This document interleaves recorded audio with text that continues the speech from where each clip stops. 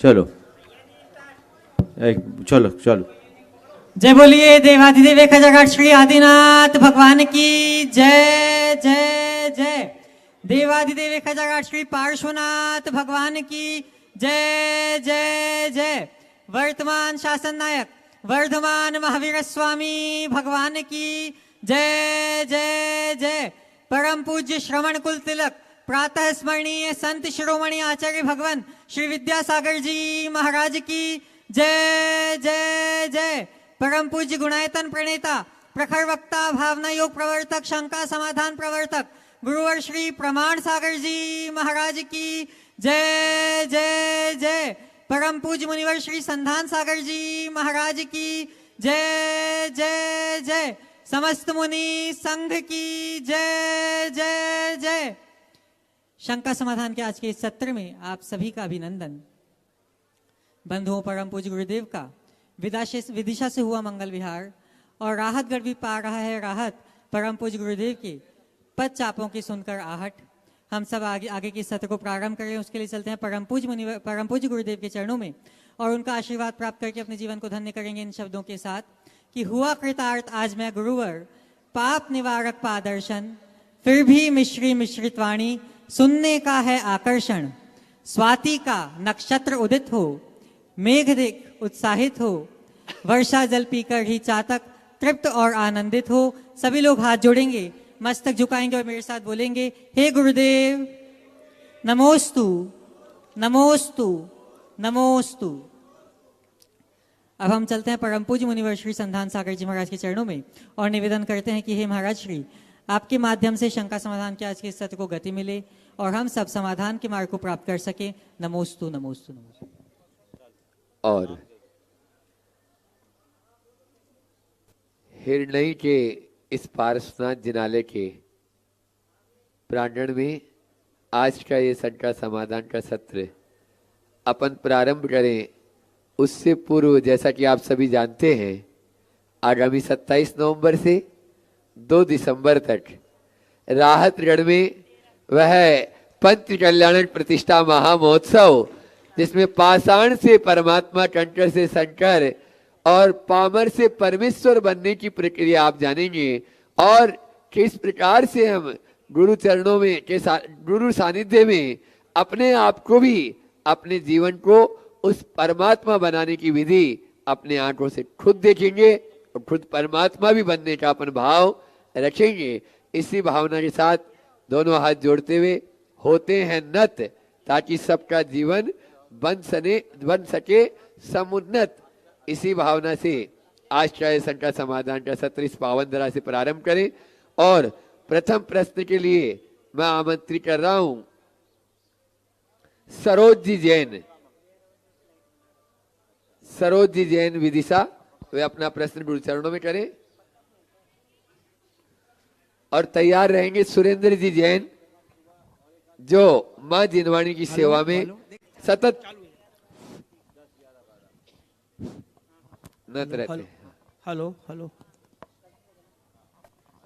नमोस्तु महाराज श्री, नमोस्तु महाराज श्री। ओ हाँ बोले, आप अपना प्रश्न बोले सरोज जी।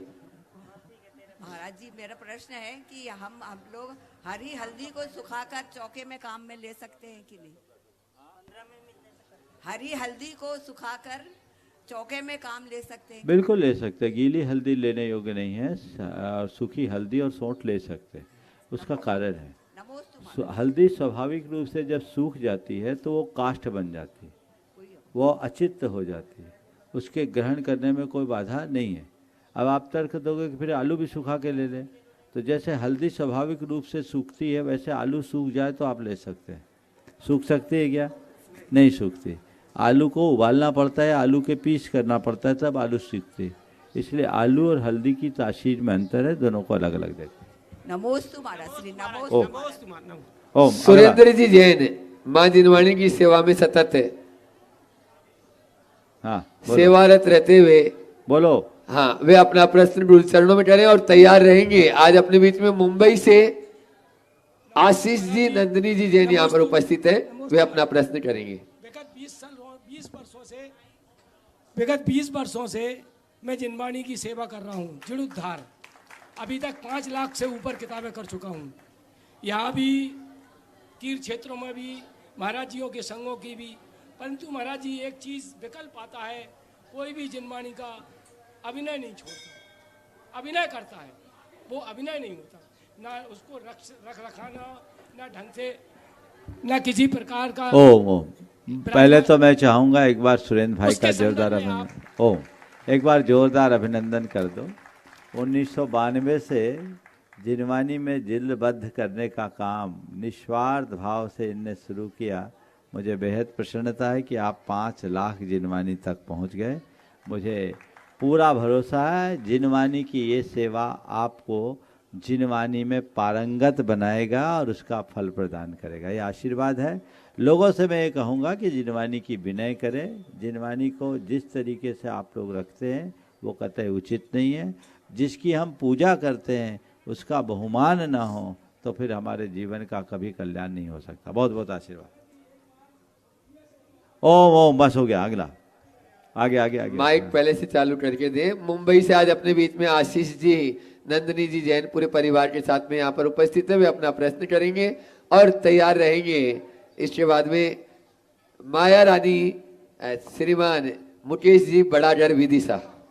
गुरुवर के चरणों में नमोस्तु नमोस्तु नमोस्तु। एलक जी के चरणों में इच्छामी इच्छामी इच्छामी।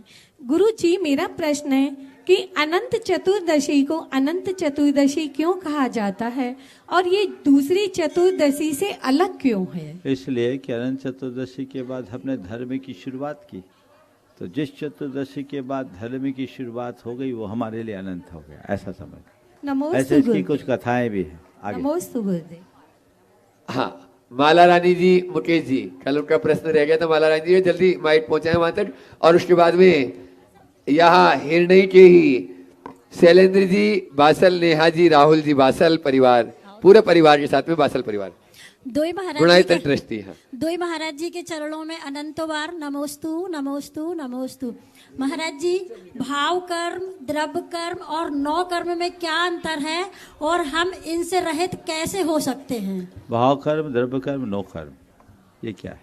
हमारे अंदर जो भाव होते हैं उसको बोलते हैं भाव कर्म। भाव कर्म के निमित्त से जो कर्म बंधते हैं उसको बोलते हैं द्रव्य कर्म।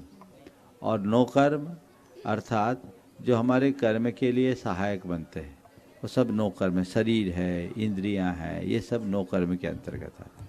इनसे रहित कैसे हो सकते बस हैं? सिद्ध अवस्था में ही इनसे रहित हो पाएंगे। मोक्ष मार्ग में चलो तब इन सब से मुक्त होंगे। चलिए। नमोस्तु महाराज जी। शैलेंद्र, राहुल, नेहा, साहिल, प्रतिज्ञा, वासल परिवार, हिरनई, आधा परिवार इधर आधा इधर, एक तरफ हो जाओ तो अच्छा। वो 16 में नीचे ऊपर हो जाओ ना। चलो आ जाओ।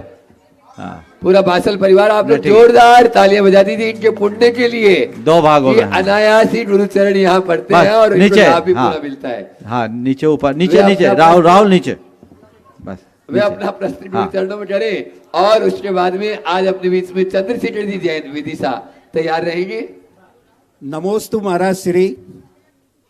महाराज श्री, आप लोगों के आशीर्वाद और चंद्रशेखर जी के सहयोग से यहाँ का मंदिर बहुत सुंदर बन गया। महाराज श्री, अब हमारा मन मंदिर कैसे सुंदर बने इसकी। बहुत बहुत अच्छा सवाल किया। मंदिर सुंदर बन गया, मन मंदिर कैसे सुंदर बने? देखो, मैं आपसे एक सवाल करता हूँ, आपने सुंदर मंदिर किसके बल पर बनाया? बहुत अच्छा उत्तर दिया आपने, आस्था के बल पर। तो आस्था ने बाहर का मंदिर बनाया, आस्था ही आपके मन के मंदिर को बनाएगी। अपनी आस्था को प्रगाढ़ रखे, उसे डगमगाने न दें। ये आस्था केवल सतही स्तर का ना हो, ये आंतरिक स्तर का, अंतस्पर्शी आस्था ही हमारे जीवन में बदलाव लाती है। इसलिए वो आस्था जगाइए, आगे बढ़िए। बहुत बहुत आशीर्वाद। हाँ, नमोस्तु महाराज जी, दोनों महाराज जी के चरणों में नमोस्तु नमोस्तु। महाराज जी, आजकल के मतलब वातावरण में भारतीय संस्कृति पर पाश्चात्य संस्कृति बुरी तरह हावी हो रही है, तो हम किस तरह इसको बचाव करें और अपने बच्चों को कैसे संस्कार दें ताकि वो धर्म की पताका को आगे फहराएं? बहुत अच्छा सवाल है। ये सवाल प्राय रोज ही आता है। इस संदर्भ में मैं एक ही बात कहूँगा कि बच्चों को संस्कार देने के लिए हमें खुद को ऐसा आदर्श बनाना हो। हम उन्हें आदर्श वातावरण दें, उनके लिए सही प्रेरणाएं जगाएं, उनके हृदय में सांस्कृतिक निष्ठा जगाएं ताकि उनके संस्कार पल्लवित हो सके। ओ और अगला प्रश्न कर रहे हैं जो गुणायतर के लिए और गुरुवर के लिए हमेशा समर्पित और आप उनको देखते भी रहते हैं, इंजीनियर चंद्रशेखर जी विदिशा। एक बार जोरदार ताली से सब पत्नी के यहाँ पर उपस्थित हैं, वे अपना प्रश्न गुरु चरणों में करें और उसके बाद में सौरभ जी, शशांक जी, जैन सागर तैयार रहेंगे। महाराज द्वय के चरणों में बारंबार नमोस्तु। महाराज श्री कार्य क्षेत्र में स्वयं का अनुशासन बनाते हुए दूसरों से अनुशासन की अपेक्षा की जाती है और कार्य को कार्य के तरीके से करने के लिए कहा जाता है। लोगों को बुरा लगता है और कई बार शिकायत दर शिकायतें की जाती हैं, तो इन परिस्थितियों में हमारा व्यवहार उनके प्रति कैसा होना चाहिए? देखिए, एक अच्छे प्रशासक का सबसे बड़ा गुण है कि लोगों से काम लेना और सही समय पर सही तरीके से काम कराना, ये एक प्रशासक का गुण है। लेकिन काम लेने का तरीका भी सही होना चाहिए। कुछ लोग डांट डपट को अपने प्रशासन का अंग मानते हैं। मेरा मानना है इसकी कतई ज़रूरत नहीं है। डांट फटकार से काम नहीं होता, अपने दृढ़ निर्णय और स्थिर कदम से काम होता है। आप अपने नीचे के लोगों को काम करने की प्रतिबद्धता का भाव जगाइए और जब तक एक काम पूरा न करे तब तक दूसरा काम न करे। चीखा चिल्ली करने में खुद की भी एनर्जी वेस्ट होती है और हमारा व्यवहार भी बिगड़ता है। चीखा चिल्ली करे बिना अपने स्टैंड पर स्थिर रह कर के भी हम काम करा सकते हैं और वही एक अच्छे प्रशासक की भूमिका मानी जाती है। मैं ये मानता हूँ कि कई बार बहुत कठोर भी होना पड़ता है, लेकिन कठोरता भी तभी तक जब तक ज़रूरी है और उतनी ही जितनी ज़रूरी है। हम अगर अपना भावनात्मक संतुलन रख कर के काम कराएं तो उसका दीर्घकालिक प्रभाव अच्छा पड़ता है, और अगर हम अपना भावनात्मक संतुलन खो दें, हम में खुद में आवेग आ जाए, हम डांट डपट करें तो काम नहीं हो सकता। इस संदर्भ में हमारे गुरुदेव का उदाहरण सर्वश्रेष्ठ है। वो जितना अच्छा शासन चलाए, इतने बड़े संघ को और इतनी बड़ी समाज को उन्होंने नियंत्रण किया कि नहीं किया, लेकिन उन्होंने कभी अपना भावनात्मक अनुशासन नहीं खोया। उनका भावनात्मक संतुलन बना रहा, और जब हम खुद का संतुलन बनाएंगे तभी औरों को संतुलित कर पाएंगे। इस बात को हमें अपने जेहन में बिठा के रखना चाहिए और तदनुरूप ही व्यवहार करना चाहिए। नमोस्तु महाराज। सौरभ जी, शशांक जी जैन, सौरभ जी उपकार एजेंसी, वे अपना प्रश्न गुरु चरणों में कर रहे हैं और उसके बाद में राजेश जी, मंजू जी जैन पूर्व अध्यक्ष राहतगढ़ प्रश्न कर रहे हैं, उनकी सुपुत्री मिनी जैन। बोलो बोलो बोलो जल्दी। हाँ हेलो, हाँ बोलो। गुरु चरणों में सकल दिगंबर जन समाज सागर की ओर से सादर नमोस्तु नमोस्तु नमोस्तु। महाराज श्री शशांक एक प्रश्न। महाराज जी नमोस्तु। महाराज जी, अपन भगवान के आगे 1008 लगाते हो, मुनि महाराज जी लोगों के सामने 108 लगाते हैं, उस पर कृपया बता। देखिए, 1008 नहीं लगाते, श्री 1008 लगाते। जी। श्री लिखने की एक प्राचीन परंपरा रही, किसके आगे कितनी बार श्री लिखे। मुझे पंडित जगन मोहन लाल जी सिद्धांत शास्त्री ने एक दोहा सुनाया था, श्री लिखिए श्री गुरून को, दोए मित्र पुनिचार। श्री लिखिए श्री गुरून को, सट रिपुको पुनिचार। श्री लिखिए श्री गुरून को, सट रिपुको पुनिचार। दोए मित्र और भृत्य को, पंच पुत्र और नार। माने गुरु को लिखना है तो श्री लिखिए श्री गुरू को 6 बार, और रिपुको पुनि 4, श्री 4 लिख दो तो समझ लो ये शत्रु है। और मित्र और भृत्य को, दोए मित्र 2 बार लिखो तो मित्र और भृत्य है। और पंच पुत्र और नार, पुत्र और पत्नी के लिए 5 बार। ऐसी एक परंपरा रही। तो भगवान के आगे कितनी बार लिखे तो 1008। 1008 बार क्यों लिखे? क्योंकि 1008 में भगवान के पूरे नाम आ जाते हैं, उनके 1008 लक्षण होते हैं। 900 व्यंजन और 108 लक्षण भगवान के शरीर में होते हैं, उन सबको मिलाकर 1008 आते हैं, इसलिए भगवान के नाम के आगे 1008। मुनि लोग 108 प्रकार से कर्मों के आश्रय को रोकने में लगे होते हैं, इसलिए 108 लिखते हैं। मुनियों के आगे 108 इसलिए भी लिखा जाता है क्योंकि 108 ब्रह्म का प्रतीक होता है। ब्रह्म शब्द को मेरे हिसाब से देखोगे तो आपको 108 लिखेगा। देखिए, ब्रह्म लिखो, ब र ह और म, है ना। ब्रह्म में 4 अक्षर। क से ब तक जाओगे तो 23 आएगा, र तक आओगे तो 27 आएगा, हिसाब लगा लेना। ह तक आओगे तो 33 आएगा और म तक आओगे तो 25 आएगा, सबको जोड़ लोगे तो 108 होगा। समझ गए? ये 108 देखो महाराज ने लगा के रखा है, पुराना लिखा हुआ है। ये 108 हो गया, सब देख लेंगे इसको। तो ये 108 ब्रह्म के उपासक, आत्मा के उपासक, इसलिए मुनिराज के नाम के आगे 108 लगाया जाता है। माला में गुड़िया भी 108 इसी वजह से रखी जाती है। हाँ, राजेश जी, मंजू जी, मीनी जैन वे अपना प्रश्न राहतगढ़ वे अपना प्रश्न गुरु चरणों में करें और उसके बाद में तैयार रहेंगे नीतू अटकित जी जैन, अविनाश जी पत्रकार परिवार। द्विमुन राजों के चरणों में बारंबार नमोस्तु नमोस्तु नमोस्तु। महाराज श्री, राहतगढ़ पंच कल्याणक महामहोत्सव में सभी कमेटी मेंबर, युवा, वृद्ध जोरों शोरों से लगे हुए हैं, तो महाराज श्री हम सभी बालिका मंडल की बहनें का क्या योगदान हो सकता है? बालिका मंडल को पूरी तरह से उसी अंग में जुड़ जाना चाहिए। उल्लास उमंग के साथ जो भी व्यवस्थाएं दी जाए, प्रतिष्ठाचार्य और पंच कल्याणक के आयोजकों के द्वारा तन मन धन से लग जाना चाहिए। बहुत बहुत आशीर्वाद। नमोस्तु महाराज श्री। नीतू अंकित जी जैन वे अपना प्रश्न गुरु चरणों में करें और तैयार रहेंगे पंडित निर्मल जी माँ साहब, समग्र पाठशाला परिवार विदिशा। दुई महाराजों के वहीं चरणों में पहुंचा। बारंबार नमोस्तु नमोस्तु नमोस्तु नमोस्तु। गुरुदेव, मेरा प्रश्न ये है कि हमारे बच्चे जब अभी छोटे रहते हैं, छोटे होते हैं, तो पाठशाला जाते हैं, धर्म कर्म में अपना पूरा ध्यान देते हैं, लेकिन जैसे जैसे वो बड़े होते हैं तो उनका अपना कैरियर को लेके, कंपटीशन को लेके अपना ध्यान हट जाता है।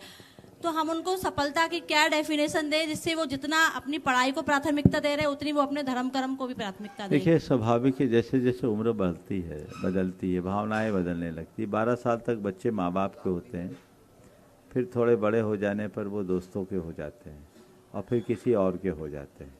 ये चक्कर होता है, समय के अनुरूप बदलाव होता है, हमें इसे एक्सेप्ट करना चाहिए। लेकिन अगर हमने प्रारंभ में अच्छे संस्कार दे दिए तो उनमें भटकाव नहीं आता। कदाचित भटक भी जाए तो वापस रास्ते पे आ जाते हैं। बचपन में डाले गए संस्कार राख पे कभी नष्ट नहीं होते। संस्कार कदाचित धूमिल भले हो जाए, वो राख से ढकी अग्नि की तरह होती है, फूंक मारती फिर प्रकट हो जाती है। इसलिए बच्चों में अच्छे संस्कार दें। क्योंकि आज की व्यवस्थाएं कुछ ऐसी है, सब बच्चे प्रतियोगी परीक्षाओं के चक्कर में लगे रहते हैं और हम लोग शुरू से उसी को कैरियर कैरियर कैरियर कैरियर की बातें करते हैं और उसे ही हम सफलता का प्रतिमान बना बैठे हैं। तो बच्चे भी उसी दौड़ में लग जाते हैं और उनके अभिभावक भी वही प्रेरणा देते हैं। हमें एक धारणा बदलनी चाहिए, हमें सफलता की जगह के साथ सार्थकता की बात करनी चाहिए कि हमें सफल नहीं होना है, सार्थक होना है। और बच्चों के हृदय में ये बात बिठाल देनी है कि कुछ भी करो, धर्म को मत भूलो। धर्म हमारे जीवन का मूल तत्व है। और बच्चों के लिए एक प्रेरणा और दें, धर्म करे या ना करे, अधर्म ना करे। अधर्म से बचे रहना ही बच्चों का सबसे बड़ा धर्म है। उन्हें अपने जीवन की मर्यादाओं का पाठ पढ़ाएं और उसी अनुरूप थोड़ा रास्ता बता दें तो बहुत कुछ अच्छा हो सकता है। हाँ। और पंडित निर्मल जी पाठशाला परिवार में अपना प्रश्न कर रहे हैं और उसके बाद में विद्या युवा शक्ति राहतगढ़ तैयार रहेंगे। पूरे एक साथ राहतगढ़ के सारे युवा। परम पूज्य आराध्य परम आराध्य प्रमाण सागर महाराज जी के श्री चरणों में बारंबार बारंबार नमोस्तु। परम पूज्य संधान सागर महाराज जी के श्री चरणों में बारंबार नमोस्तु। भगवान के अष्ट प्रात्याहारी हैं, उसमें से छत्र चमर भावमंडल आदि लगे रहते हैं। आजकल जो चमर की व्यवस्था है माला के आकार की बनने लगी। मैंने सुना था चमर चमड़ी के गाय के आकार का बनता है, चमड़ी के गाय की तरह नम्र होता है, लेकिन आजकल जो चमर बन रहे हैं वो माला के गुड़िया के। देखिए, ये एक रूढ़ी हो गई। चमर ऐसे सुंदर रेशे वाले होते हैं जिन्हें बड़े आसानी से ढोरे जाए और चीज़ों को आगे बढ़ाया जाए। अब वो लोग समझते नहीं, मोती की माले की डालने लगे। दूसरा, 64 चंवर के नाम पर 64 चंवर टांगे जाने लगे। उन पे इतनी डस्ट पड़ जाती है कि पूछो मत। कहाँ विधान है 64 चंवर टांगने का? 64 चंवर ढोरने की बात है तो 64 ढुरवाओ, 64 इंद्र बनाओ, यक्ष के माध्यम से चंवर ढुरवाओ। तुमने ऐसे झुला दिया और उसी में लोग कृतार्थ होने लगते हैं, और हम जैसे मुनि लोग प्रेरणा देते तो आप लोग बहुत उसमें कर भी देते। आचार्य पूज्यपाद ने लिखा, यक्षो कमल दलाक्षो परिनिक्षिप्ता सलील चामर युगलम। 64 का विधान है लेकिन सब जगह प्रैक्टिकल नहीं है, तो वहां करे यक्षो कमल दलाक्षो, 2 यक्ष जिनकी आंखें कमलों के समान है, परिनिक्षिप्त 2 चंवर वो धोते, चामर युगलम।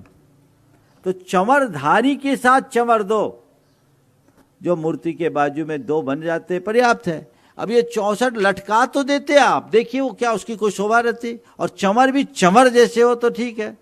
पहले गोटे के चंवर आते थे, आजकल लोगों ने मोती के ले लिया, लग जाए तो ऐसे चोट लगे कि सुधार ही न सको। चंवर ढूंढने वाले होते, रेश्य होते चंवर के। तो अब ये लोग करते, हम कुछ बोलते नहीं, मैं इसका विरोध नहीं करता, लेकिन इसके औचित्य का सवाल तो जरूर उठता है। आप लोग क्यों लगाते 64 चंवर? उनसे पूछो। 64 चंवर है, फिर 64 इंद्र लगाओ, 64 ढुरवाओ।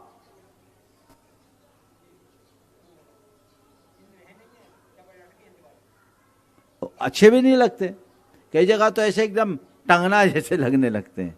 अब आप लोग जानिए, उसको देखिए। चलिए, साथ साथ सपना राजेश को दे दो पहले, फिर हाँ। युवा लोग। सपना जी, राजेश जी बिस्किट वाला परिवार है। हाँ। अटारी परिवार। सपना जी वे अपना प्रश्न करें, राजेश भैया वहीं पहुंच जाएं। सपना जी बोलें, और उसके बाद में ये युवा मंडल है राहतगढ़ का, विद्या युवा शक्ति राहतगढ़। हाँ,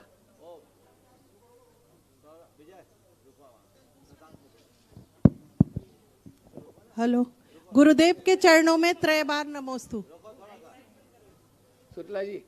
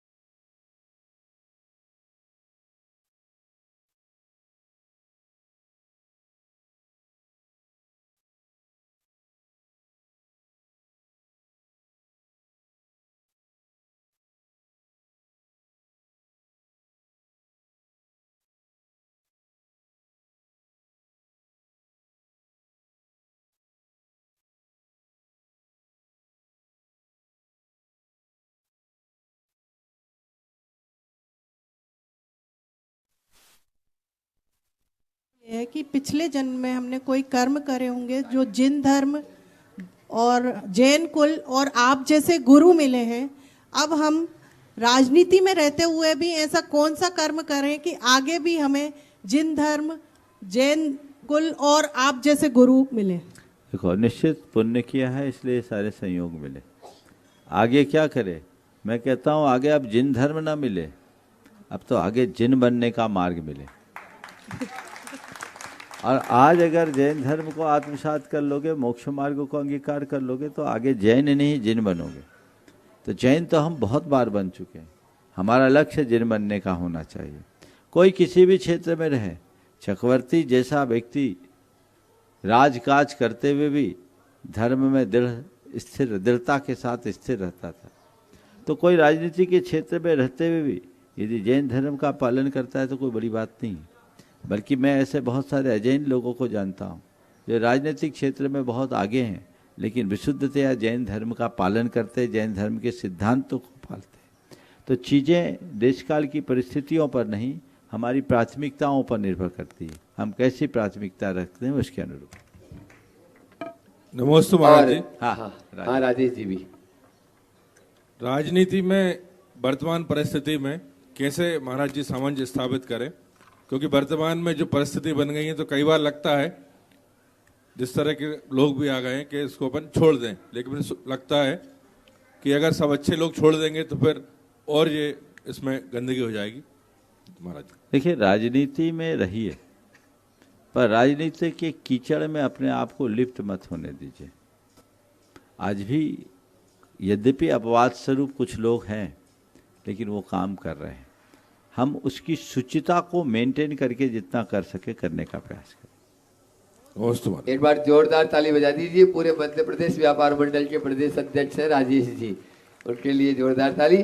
और उसके बाद में विद्या युवा शक्ति राहतगढ़ जो पद विहार में भी अपना पूरा सहयोग कर रहे हैं। और उसके बाद तैयार रहेंगी विद्या गुरु महिला मंडल ग्यारसपुर, पार्श्व विद्या गुरु महिला मंडल ग्यारसपुर। परम पूज्य मुनि संघ जी के चरणों में संपूर्ण विद्या युवा शक्ति एवं सकल दिगंबर जैन समाज राहतगढ़ का अनंतवार नमोस्तु। महाराज श्री, सबसे पहले तो हम सभी युवाओं की भावना है कि आप हमें ऐसा आशीर्वाद प्रदान करें कि हमारे नगर में जो शीघ्र महासंतों के महामंगलकारी चरणों की आगवानी होने जा रही है, साथ ही जो पंचकल्याणक महामहोत्सव होने जा रहा है उसे हम भव्यातिभव्य और ऐतिहासिक रूप प्रदान कर सकें। साथ ही महाराज जी, हमारा प्रश्न ये है कि महाराज जी, पहले विद्यालयों का ध्येय वाक्य होता था कि आप हमें अबोध बालक दो, हम आपको सुबोध नागरिक देंगे। लेकिन आज महाराज जी, विद्यार्थियों की विनम्रता और अनुशासन में लगातार गिरावट देखी जा रही है, तो इसका कारण समय का प्रभाव है, शिक्षा का व्यावसायीकरण है, या फिर शिक्षा के स्तर में गिरावट है? नमोस्तु। तीनों चीजें। समय का प्रभाव तो है ही, काल सापेक्ष चीजें होती है, उसको हम नकार नहीं सकते। लेकिन सबसे बड़ा कारण व्यवसायीकरण, और व्यवसायीकरण के कारण स्तर में भी गिरावट है। हमारे सामाजिक मूल्य पूरी तरह बदल गए। अब शिक्षा, पहले केवल कहा जाता था सा विद्या या विमुक्ति है, अब सा विद्या या विमुक्ति है तो अवधारणा खत्म हो गई। अब सा विद्या या अर्थोपलब्ध है, केवल अर्थ उपलब्धि की दृष्टि बन गई। और जब अर्थकरी विद्या हो जाती है और ऐसा पेशेवर दृष्टिकोण विकसित होने लगता है, तो ये सारी विसंगतियां खड़ी हो जाती। पार्श्व विद्या गुरु महिला मंडल ग्यारसपुर, पहले से खड़े हो जाए ताकि माइक वहां तक पहुंच जाए। और उसके बाद में गुणायतन ट्रस्टी श्री रमेश चंद जी करैया परिवार शीतल नाम के पूर्व अध्यक्ष। दोनों महाराज जियों के चरणों में बारंबार नमोस्तु नमोस्तु नमोस्तु। महाराज जी, महाराज, कसायों को किस प्रकार बचा जाए अपने पारिवारिक जीवन में? देखो, ज्ञान से कसायों को जीता जा सकता है। हमेशा अपना विवेक रखो। अभी आपको कोई कुछ बोल दे, गुस्सा करोगी क्या? नहीं। क्यों नहीं करोगे? अभी क्यों नहीं करोगे? महाराज जी, आती नहीं है गुस्सा तो किस नहीं, प्रकार? अब मान लो कोई को गुस्सा आती भी हो और यहाँ कोई कुछ बोल देगा तो गुस्सा आएगा क्या? नहीं आएगा। क्यों नहीं आएगा? गुरु गुरु गुरु सामने हो तो गुस्सा किस प्रकार बस आएगा? तो ये दिमाग में है ना कि गुरु सामने, आपको पता है गुरु सामने, तो गुस्सा नहीं आ रहा है। तो हर समय गुरु को सामने रखो, गुरु के वचनों को सामने रखो, ज्ञान रखो, तो गुस्सा अपने आप शांत हो जाएगा। नमोस्तु पूरे महाराज जी। करैया परिवार के साथ में रमेश चंद जी करैया शीतल नाम पूर्व अध्यक्ष गुणायतन ट्रस्टी। और उसके बाद में धर्मचंद जी चित्रा जी जैन हिरणी तैयार रहेंगे, हिरणी के। नमोस्तु महर्षि, नमोस्तु महर्षि, नमोस्तु महर्षि। हाँ बोलो। नमोस्तु महर्षि। महर्षि, आपकी कृपा से जीवन का एक नया दिन देखने को मिला। किन शब्दों में आभार व्यक्त करूं आपका। प्रभु, आपसे प्रश्न यही है, जैसे तैसे करके मैं अपने पूज्य पिताजी को हिरनी तक तो ले आया, कृपया आगे का मार्ग प्रशस्त करें और हम ऐसे क्या कर्म करें कि अगले भव में भी हमको यही माता पिता, यही जिन धर्म और यही जिन चैत्यालय मिले। निश्चित ये माँ बाप बहुत भाग्यशाली हैं जिनकी संतान के मुख से ये उद्गार निकलते हैं कि अगले जन्म में भी हमें ऐसे ही माता पिता मिले। मैं कहूँगा रमेश जी, आपने कुछ कमाया नहीं कमाई, आपकी बड़ी गाढ़ी कमाई है। और ऐसे होनहार पुत्रों के लिए भी मेरा बड़ा आशीर्वाद है कि वे इसी तरह आगे बढ़ते रहें। आपने जो बात कही कि पिताजी को हिरणी तक ले आए, निश्चित पहले बहुत असक्त स्थिति थी। ये नियमित भावना योग का चमत्कार है, सबको देख लेना चाहिए। अब मैंने कहा था ये दौड़ेंगे तो ये दौड़ कर शिखर जी भी आएंगे। और रमेश जी, आपको तो यही विजुअलाइज करना है कि हम शिखर जी पहुंच गए, महाराज के साथ वंदना कर रहे हैं। रोज एक भाव वंदना हमारे साथ करो, भावनात्मक। और ये भाव बंधना नियमित चलते रहेगी तो आज नहीं कल निश्चित सफल होंगे। आशीर्वाद। नमोस्तु। हाँ धर्मचंद जी। चित्रा जी, धर्मचंद जी जैन हिरनई, वे अपना प्रश्न गुरु चरणों में शीघ्रता से करें। इंदिरा जी, हाँ। और ब्रह्मचारी गायक भैया के परिजन श्री राजेश जी जैन तैयार रहे। महाराज जी बोलो। हमारा जो 4 तारीख से 12 तारीख अक्टूबर में विधान हुआ था शिक्षक मंडल। बोलो हेलो बोलो। हेलो हेलो हेलो 16 वालों को मत छेड़ो। हाँ हेलो महाराज जी, नमोस्तु नमोस्तु नमोस्तु। जो 4 अक्टूबर से 12 अक्टूबर में जो शिक्षक विधान हुआ था ना, हाँ बोलो। शिक्षक विधान हुआ था, उसमें जिसमें सम्मिलित हुए थे अपन मंडल लेकर, उसमें अमृत वर्षा हुई थी 3 दिन, तो उसका क्या लाभ होता है? देखो भाई, अमृत वर्षा तो ऐसे नहीं है, लेकिन ये बात सही है कि ठीक 9 बजे कुछ बूंदे आई एकदम फिक्स टाइम पर। ओश के कण होंगे, लेकिन ओश के कण ठीक 9 बजे कुछ पॉइंट्स पर झरे और 3 दिन तक लगातार झरे। ये अभी भी शोध का ही विषय है। इतने वाटर प्रूफ पंडाल में जितनी पूरे चातुर्मास बारिश में कुछ नहीं हुआ, जर्मन हैंगर का पंडाल, लेकिन ठीक 9 बजे 3 दिन तक ऐसा होना अभी भी रहस्य का विषय बना हुआ है। हाँ हाँ हाँ। महाराज जी, वेना सुंदरी ने जो शिक्षक विधान किया था, वो स्थान का कुछ नाम उज्जैनी के बारे में कहते हैं। अच्छा। और महाराज जी, राजा श्रेणिक ने जो तीर्थंकर प्रकृति का बंद किया, तो नरक गति के बाद तीर्थंकर प्रकृति का बंद पहले बंद कर लिया था। पहले बंद हो गया था, फिर नहीं सॉरी, नरक गति के बाद तीर्थंकर प्रकृति का बंद हो सकता है, छाइक सम्यक दर्शन भी हो सकता है बाद में। हाँ हो गया। ओ राजेश जी जैन, वे अपना प्रश्न गुरु चरणों में करें शीघ्रता से। इधर नीचे आ करो। कौन नमोस्तु महाराज श्री, नमोस्तु महाराज श्री, नमोस्तु महाराज श्री। महाराज श्री लोग भी आ रहे हैं ना। महाराज श्री, मेरे बालिका दोनों संघस्थ हैं, जिसके बालक के 2 केस लॉन्च हो गए हैं। गायक भैया के 2 केस लॉन्च हो गए हैं, बिटिया मंडल में है। मार्ग कृपया मार्ग प्रशस्त करें। बहुत बढ़िया, उनने जो रास्ता अपनाया तुम भी अपना लो, तुम्हारा मार्ग प्रशस्त होगा। प्रेमी प्रेमचंद जी प्रेमी, शिरोमणि संरक्षक गुणायतन श्री दयोदय महासंघ के अध्यक्ष।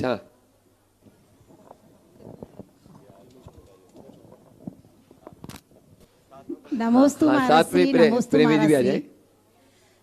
महाराज श्री, हम लोग को एक जिज्ञासा है कि हम लोग जैसे सुबह उठते हैं डेली, तो सबसे पहले बिस्तर में ऐसी भावना रहती है कि सबसे पहले प्रभु का स्मरण करें, और बिस्तर में ही उठने से पहले, आँख खोलने के पहले जैसे जाप दे लेते हैं मन ही मन में, तो वो मतलब गलत तो नहीं है? देना ही चाहिए, यही करना चाहिए। बिल्कुल बिल्कुल। बैठे बैठे भगवान का नाम, नमोकार मंत्र, पवित्रो पवित्रो वा सुस्थितो दुस्थितोपि वा ध्यायेत पंच नमस्कारम सर्व पापै प्रमुच्यते। आँख खोलते ही भगवान को जपने वाले के लिए इससे अच्छा दिन और कुछ नहीं होगा। भाना ही चाहिए। सुबह उठो, आँख खोलो, मन को प्रसन्नता से भरो, प्रभु परमात्मा के चरणों में अपना नमन अर्पित करो, उनके प्रति कृतज्ञता का भाव प्रकट करो, अपने हृदय को अहोभाव से भरो, भावना योग करो, जीवन का कायाकल्प हो जाएगा। ठीक है। बंधु प्रेमी भैया पूरे बिहार में भी अपना पूरा संपूर्ण योगदान दे रहे हैं। गुरु चरणों के अनन्य वंदित पर जोरदार ताली बजा दीजिए। शिरोमणि संरक्षक में भी अपना प्रश्न गुरु चरणों के पाटनी परिवार से अंजलि स्वस्तिक पाटनी तैयार रहे। मुनिद्वय के चरणों में बारंबार नमोस्तु। गुरुदेव, निराशावादी को हर अवसर जो है कठिनाई दिखाई देता है, और आशावादी को हर कठिनाई अवसर दिखाई देती है। तो हमेशा जीवन में कैसे कठिनाई को अवसर बना के चलें?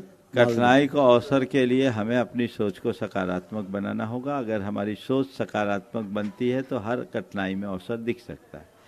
आत्मविश्वास से भरे और सोच को सकारात्मक बनाए, हमारा रास्ता अपने आप प्रशस्त होगा। हाँ अंजलि जी पाटनी परिवार विदिशा, वे अपना प्रश्न गुरु चरणों में करें और तैयार। अब नहीं, नव मनविराजों के चरणों में कोटि कोटि नमोस्तु नमोस्तु नमोस्तु।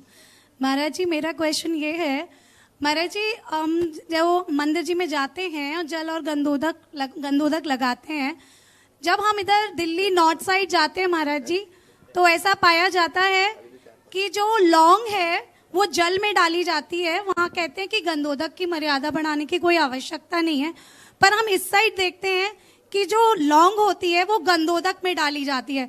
महाराज जी ये कंफ्यूजन मेरे साथ बहुत बार हुआ जब मेंशन नहीं होता। तो बहुत अच्छा सवाल।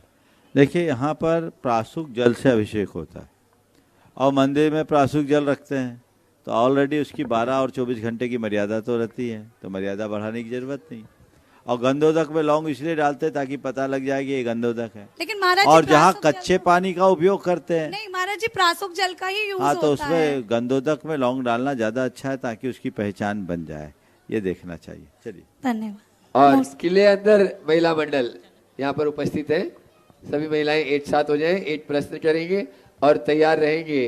प्रदीप कुमार जी जैन, संजना जी जैन, विदिशा। तो महाराज जियों के चरणों में बारंबार नमोस्तु नमोस्तु नमोस्तु। महाराज जी जब हम लोग मंदिर में जाते हैं तो वैसे तो सभी प्रकार के त्याग रहता है, पर मंदिर में जब जाते हैं तो लड़ाई झगड़े बहुत होते हैं, तो फिर अपने भावों को उसमें कैसे संभालें? मंदिर में लड़ाई झगड़े होते हैं? हाँ महाराज जी हमारे यहाँ तो होते हैं।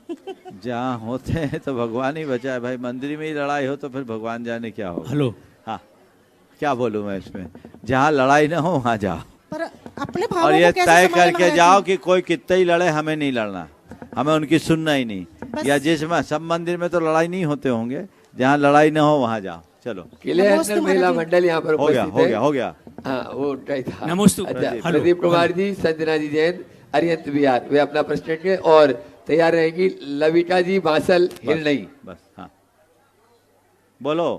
हेलो, नमोस्तु महाराज जी। महाराज जी स्वाध्याय में अबाधा काल का एक शब्द आता है, अबाधा काल। अबाधा काल में पुण्य पाप की जो क्रिया होती है, क्या वो क्षम है? ऐसा सुनने में आता है। अबाधा काल में पुण्य पाप की क्रिया क्षम नहीं होती। अबाधा काल में वो कर्म का उदय नहीं आता जिससे हमने बांधा है। अबाधा काल आता है, उसका एहसास हो जाता है जीव को। नहीं नहीं, अबाधा काल का अर्थ, अच्छा अबाधा और अपकर्ष काल दोनों अलग अलग चीजें हैं। अबाधा काल तो हर कर्म का होता है, कर्म बंधने और उसके उदय के बीच का जो ड्यूरेशन है एक फिक्स है, उसको बोलते हैं अबाधा काल, समझ गए। और अपकर्ष काल आयु कर्म के बंध का काल। नमस्ते महाराज जी, नमस्ते। लविका जी बांसल हिरनई है, गुरु चरणों में अपना प्रश्न करें। कौन है? नमोस्तु महाराज जी। महाराज जी जैसा मैंने आपसे सुबह बोला था, भावना योग का आपने मेरे को बताया, लेकिन अभी के टाइम पे इतने डिस्ट्रैक्शंस हैं कि मतलब एक बार में कोई भी डिस्ट्रैक्ट हो सकता है, तो मैं ऐसा क्या करूं कि मैं बिल्कुल डिस्ट्रैक्ट ना हूं। और एक दिन में काम नहीं होगा, थोड़े दिन तुम भावना योग करो, कम से कम 21 दिन तक भावना योग करो, फिर मुझसे बात करो, देखो क्या होता है। ठीक है, चलिए। नमोस्तु महाराज जी। हो गया। और आज शंका समाधान का दूसरा सत्र इस अटारी खेजरा से यह प्रारंभ अपन करते हैं। इस सत्र में सर्वप्रथम मैं बुला रहा हूं मुनि सेवक संघ विदिशा के सभी उत्साही कार्यकर्ता, एक बार जोरदार ताली बजा दीजिए इनके लिए। और वे अपना प्रश्न गुरु चरणों में करेंगे और तैयार रहेंगे गौरव जी जैन, मणिधर परिवार, विदिशा। मुनि श्री के चरणों में बारंबार नमोस्तु नमोस्तु नमोस्तु। महाराज जी हमारी जिज्ञासा है कि कर्म और मोक्ष का क्या अर्थ है? मोक्ष का क्या अर्थ है? वही कर्म दो चीजें, दो अर्थ में कर्म शब्द का प्रयोग होता है। एक जो हम लोग क्रिया करते हैं वो कर्म है, और एक कर्म जो हम बांधते हैं, जो हमारी आत्मा को परतंत्र करता है। और मोक्ष इन सब प्रकार के कर्मों से मुक्त हो जाने का नाम। ठीक है, चलिए। नमोस्तु महाराज जी, नमोस्तु। गौरव जी जैन, मणिधर परिवार, विदिशा, वे अपना प्रश्न करें। और डॉक्टर राहुल जी जैन, विदिशा, तैयार रहे। मुनिवर के चरणों में नमोस्तु नमोस्तु नमोस्तु। महाराज श्री मेरा प्रश्न है, हम जैन समाज के युवा जो अभी जो कार्य कर रहे हैं वो जैन समाज के लोगों के बीच में ही कार्य कर रहे हैं, उनके हित में हम ऐसे कौन से कार्य करें जो सर्वजन के हित के लिए कार्य बने, ताकि हमारा उनके हम सहयोगी बन सके।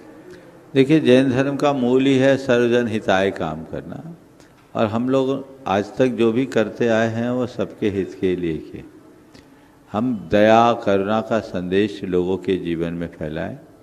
व्यसन मुक्त समाज के लिए एक अलग जगह है जिसकी आज ज़रूरत है।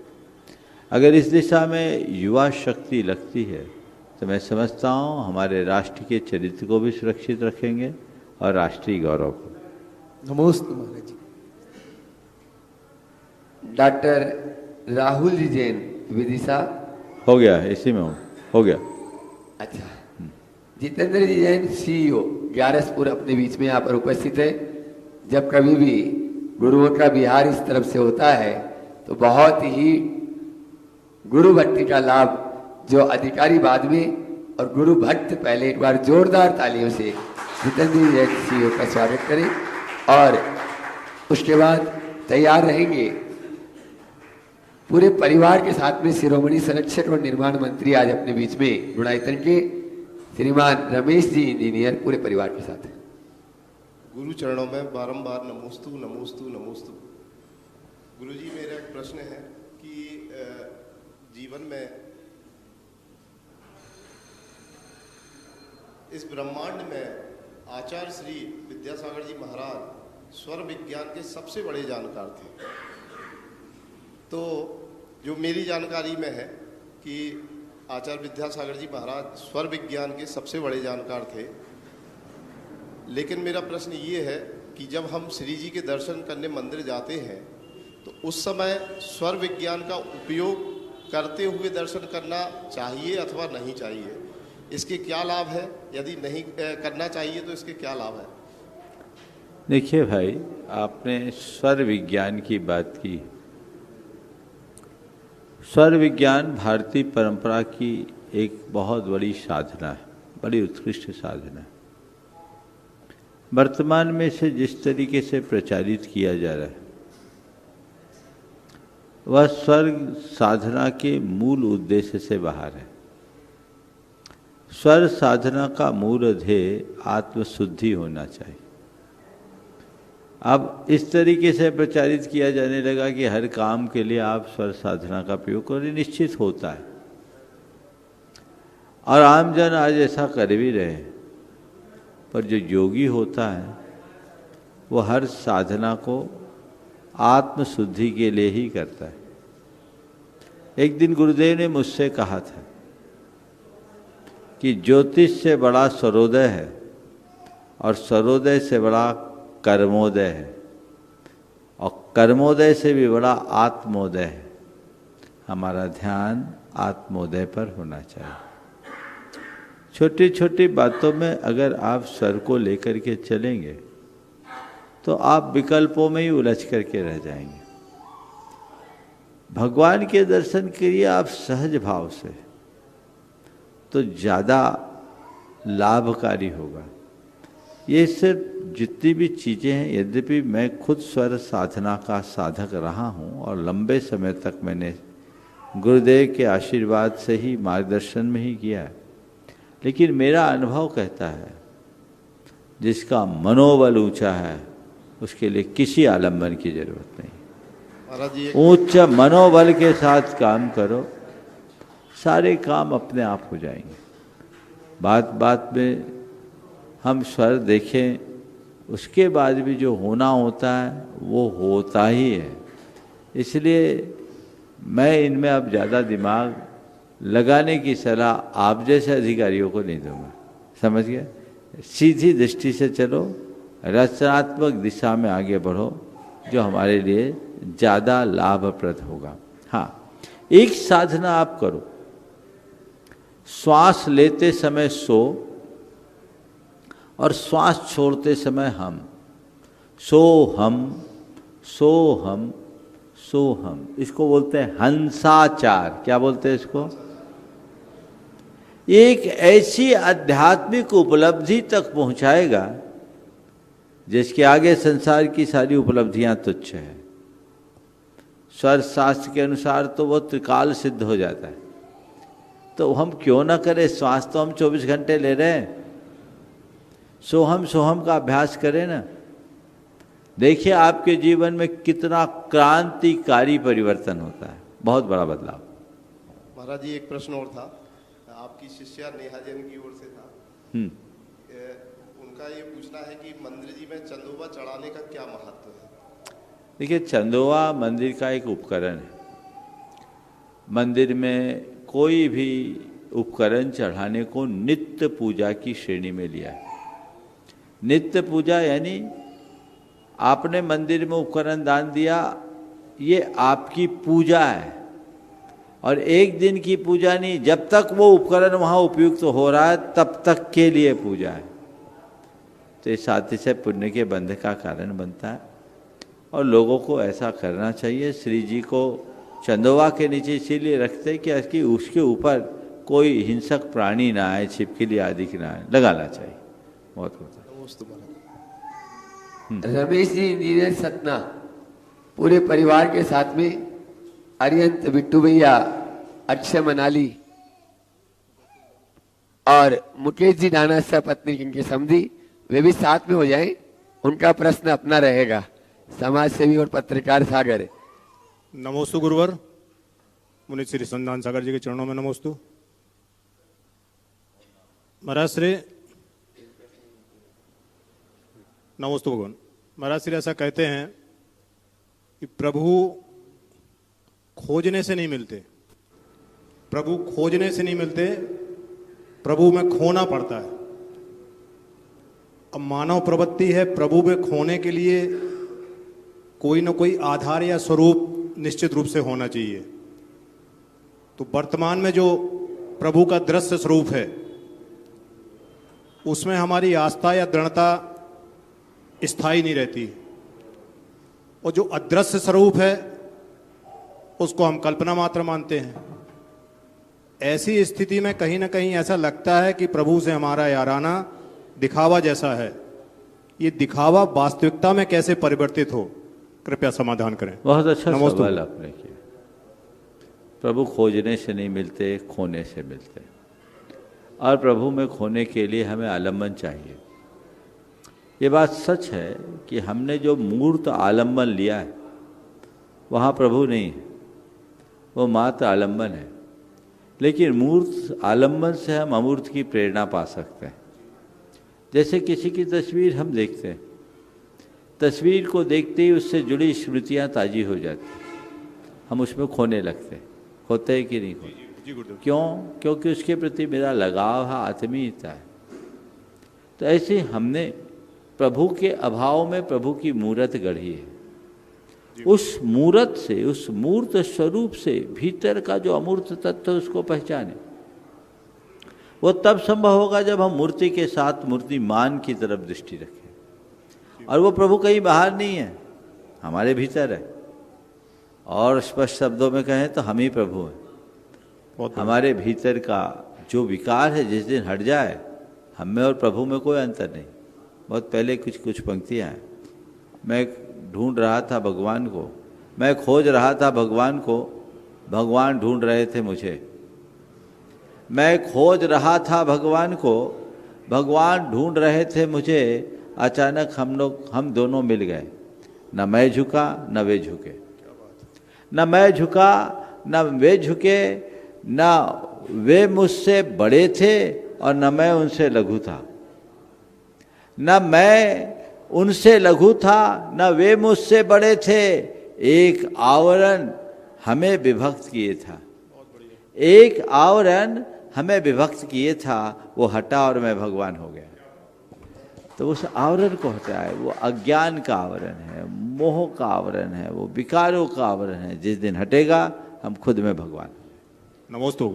और अरियंत बिट्टू भैया अपना प्रश्न पहले अक्षय, पहले हाँ अक्षय भैया अपना प्रश्न। चरे बंधुओं, जैसा आप सभी जानते हैं, आगामी, अभी मैंने पहले सत्र में बताया था कि आगामी 27 नवंबर से 2 दिसंबर तक राहतगढ़ के उस पंच कल्याण के लिए गुरुदेव का सत्संग विहार राहतगढ़ की ओर चल रहा है। और वह पाषाण से परमात्मा बनने की प्रक्रिया आप सब साक्षात रूप से कर कमलों से गुरुवर के द्वारा देखेंगे। उसका, उस राहतगढ़ नगर का प्रवेश, सत्संग प्रवेश 22 नवंबर को शनिवार को राहतगढ़ में प्रातः काल को होने वाला है। आप सभी उसके साक्षी बनेंगे। ऐसी भावना के साथ में आगे प्रश्न कर रहे हैं अक्षय जी, मनाली जी और फिर अरियंत बिट्टू भैया तैयार रहेंगे। नमोस्तु महाराज श्री, नमोस्तु महाराज श्री, नमोस्तु महाराज श्री। महाराज ओ। श्री, हमारे जैन धर्म के अनुसार बालक के मुंडन का क्या महत्व है और इसके करने की सही विधि क्या है? कृपया मार्गदर्शन। हमारे शास्त्रों में चौल कर्म संस्कार या मुंडन संस्कार का उल्लेख है। गर्भान्वय, कर्तान्वय और दीक्षान्वय के जो संस्कार बताए हैं, क्रियाएं बताई हैं आदि पुराण में, उसमें है। और उसमें लिखा है आदि पुराण में 12वें माह में बच्चे का मुंडन कराएं, यानी 11 माह पूर्ण होने पर। और उसमें लिखा है कि मुनियों से बच्चे के सिर पर गंधोदक लगवाएं। तो इससे ये बात ध्वनित होती है कि बच्चों का मुंडन वहीं कराएं जहाँ मुनि महाराज। आज आपने मुंडन कराया, मुंडन कराने की एक रीत है और वह हमारे यहाँ चली आ रही है। मुनियों के सानिध्य में ही बच्चों का मुंडन होना चाहिए। आर्यन बिट्टू भी अपना प्रश्न करें, उससे पहले मुकेश जी ढाना पत्रकार सागर, नमोस्तु भगवान, अपना प्रश्न नमोस्तु भगवान, सपत्नीक। नमोस्तु भगवान। एक प्रश्न है महाराज जी, राजनीति से संबंधित है। हाँ, राजनीति से संबंधित एक प्रश्न है कि हर सरकार प्रतिवर्ष अपना एक शासकीय कैलेंडर प्रकाशित करवाती है और उस कैलेंडर में महापुरुषों के चित्र होते हैं, किसी तीर्थ क्षेत्र के चित्र होते हैं, किसी अन्य ऐसे संप्रदाय के जो चित्र होते हैं जो उनकी लोकप्रिय लोक मान्यता होती है। हम चाहते हैं कि मध्य प्रदेश सरकार कैलेंडर में, या तो इस वर्ष अभी वक्त है, आचार्य भगवान श्री विद्यासागर महाराज का चित्र प्रकाशित कराए किसी एक ऐसे मंथ में, जैसे फरवरी में उनकी समाधि हुई थी। आचार्य भगवान अहिंसा के पुजारी थे। हमने गांधी जी को तो नहीं देखा, लेकिन उनका नाम सुनते रहे कि अहिंसा पर्व 2 अक्टूबर को मनाया जाता है। लेकिन आचार्य भगवान ने जो कार्य लाखों करोड़ों लोगों को शिक्षा दी है अहिंसा के क्षेत्र के लिए, हम आपके माध्यम से यह उद्घोष मध्य प्रदेश सरकार तक पहुंचाना चाहते हैं कि उनके वार्षिक कैलेंडर में आचार्य श्री का चित्र हो। आपका प्रस्ताव बहुत ही अच्छा है, इस दिशा में प्रयास करना चाहिए। मैं समझता हूँ शंका समाधान में अगर इस सवाल को रखा है तो इससे समाधान नहीं मिलेगा। लेकिन इस शंका समाधान को सुनने वाले लोग अगर शासन प्रशासन से अपना अनुरोध करेंगे और सरकार का ध्यान इस पर आकर्षित करेंगे तो ये काम जरूर होगा। हालांकि जिस स्तर पर ये कार्य होना है उस स्तर के लिए हम लोग प्रयास करें, सब लोग मिलके करें। लेकिन मैं पूरे देश की जनता से कहता हूँ बहुत छोटा सा काम है, लेकिन ये कार्य हो ऐसा हमें सार्थक प्रयास करना चाहिए। एक और बात है महाराज जी, अभी नवीन जैन साहब से बात हुई, आगरा वाले जो अपने सांसद हैं, राज्यसभा सांसद, उन्होंने भी एक पत्र आज प्रधानमंत्री जी को लिखा है कि आचार्य भगवान को भारत रत्न मिलना चाहिए और उन्होंने पूरे भारत से ऐसा आह्वान किया है। ये सही बात है कि आचार्य श्री जी को यदि देखो उसे होना जाना कुछ नहीं है, लेकिन सिर्फ नाम रहेगा कि आचार्य भगवान भारत रत्न थे। हम चाहते, आपके क्या विचार हैं इस पे? तो मेरा तो कहना है कि हमें मांग नहीं करनी चाहिए। आचार्य महाराज के गरिमामय व्यक्तित्व को देखकर सरकार को खुद इस पर विचार करना चाहिए। महाराज श्री के चरणों में अरे बिट्टू भैया, और यदि समय रहा तो जो बिहार में पूरी टीम चल रही है, विक्की भैया के पूरे निर्देशन में पूरी टीम तैयार रहेगी। महाराज श्री के चरणों में नमोस्तु नमोस्तु नमोस्तु। महाराज श्री, वर्तमान परिवेश में जहां रिश्ते कच्ची डोर की तरह टूटने लगे हैं, आजकल लड़कों की शादी करना बड़ा मुश्किल काम सा हो रहा है। कृपया इस दिशा में उचित मार्गदर्शन दीजिए एवं समाज को और युवा को इससे बचने के लिए उचित मार्गदर्शन दीजिए। 3 दिन से ये सवाल बहुत आए और मैंने इस सवाल पर पर्याप्त विचार प्रकट किया है, तो मुझे नहीं लगता कि इस पर अब बहुत ज़्यादा कहने की ज़रूरत है। और कोई सवाल है तो पूछ सकते हैं। महाराज श्री, बच्चे जो है आजकल जो नई जनरेशन आ रही है, जैसे हमारे ही 2 बच्चे हैं, इनमें माँ बाप के अलावा और कोई इनको मिलता नहीं है, दादा दादी या भरा पूरा परिवार मिलता नहीं है। तो वो माँ बाप से ही सिर्फ उतने अटैच हो पाते हैं बाकी लोगों के अपेक्षा, और माँ बाप के अपने और भी व्यक्तिगत कर्तव्य रहते हैं। तो उनको हम कैसे बाकी परिवार से अटैच करें और बाकी ऐसे कैसे संस्कार दें कि वो बाकी सारी चीज़ें भी वैसे ही सीखे जैसे पहले के बच्चे या हमने सीखा है? ये बहुत ही गंभीर सवाल है। हमें ये बात समझना चाहिए कि हम अल्फ़ा और अब तो बीटा इस जनरेशन के बच्चों को देख रहे हैं। हमें इनके मनोविज्ञान को समझना होगा और इनके मनोविज्ञान को समझते हुए इनको ट्रीट करना होगा। अब ये पूरी तरह हाई टेक्नोलॉजी के साथ जुड़े हुए बच्चे हैं। स्वाभाविक है कि जिस तरह से आज बच्चे पढ़ लिख कर के बड़े शहरों में जॉब कर रहे हैं या अपने कारोबार में लग रहे हैं, दादा दादी के साथ रह पाना या उनका साथ मिल पाना कठिन हो गया। लेकिन मेरा मानना है आज भी बच्चों को वर्चुअली उनसे कनेक्ट किया जा सकता है और दादा दादियों को भी मैं कहूँगा कि समय पर थोड़ा थोड़ा बच्चों के साथ अपना समय बिताएं ताकि बच्चों का अपनत्व जुड़ सके और वह हमारा जो परंपरागत संस्कार है वो उन्हें प्राप्त हो सके। तो एक ऐसी बातें विकसित करनी चाहिए, उस व्यवस्था के तहत काम करें, तभी इन बच्चों के साथ कुछ होगा। अन्यथा हमारे बच्चे पूरी तरह अंतर्मुखता की ओर बढ़ेंगे और अनेक प्रकार की विकृतियाँ प्रकट होगी जो कतई उचित नहीं। नमोस्तु महाराज, नमोस्तु नमोस्तु। ओ विक्की भैया अपने पूरे ग्रुप के साथ में जल्दी से शीघ्रता से माइक वहां तक पहुंचाए। विजय भाई, मधुवन, सभी लोग एक साथ खड़े हो जाए, एक साथ हो जाएंगे सभी। नमोस्तु महाराज जी। महाराज जी, ऐसा आमतौर पर देखा गया है, लोग जैसे ही एक नई कार लेते हैं, लोग नई कार लेते हैं, लोग जब नई कार लेते हैं तो सोशल मीडिया में तुरंत वीडियो डालते हैं, कभी मंदिर में, कभी लॉन में, कभी बच्चों के साथ। तो सवाल ये नहीं कि वो दिखावा कर रहे हैं, सवाल ये है कि क्यों कर रहे हैं। आजकल पूछ परख से ज़्यादा, पूछ परख कनेक्शन से ज़्यादा कलेक्शन पे बनते जा रहा है। पूछ परख कनेक्शन से ज़्यादा कलेक्शन पे बनती जा रही है। पहले जब कोई नई चीज़ें आती थी लोग कहते थे बधाई हो, भगवान का आशीर्वाद है। अब कहते हैं भाई कौन सा मॉडल लिया। हम बदल तो गए हैं, पर सवाल वही है, क्या हम खुश हैं या बस अपडेटेड? शंका का समाधान कीजिए। आपका सवाल पूरा मैं सुन नहीं पाया आवाज़ गूंजने के कारण, पर जितना सार समझा है उसके आधार पर मैं यही कहूँगा कि आज लोग केवल अभिप्राय के सुख का आनंद लेते हैं, अनुभूति के सुख से वंचित हैं। बस ऊपर से अपने आप को खुश दिखाते हैं, अंदर की खुशियाँ गायब हैं। समझ गए? और ये उपभोक्तावादी संस्कृति का ही कुपरिणाम है। समय आप सबका हो गया है, यहीं पर विराम। बोलिए अहिंसा परमो धर्म की। आचार्य गुरु विद्यासागर जी महामुनि राजे की। परम पूज्य मुनि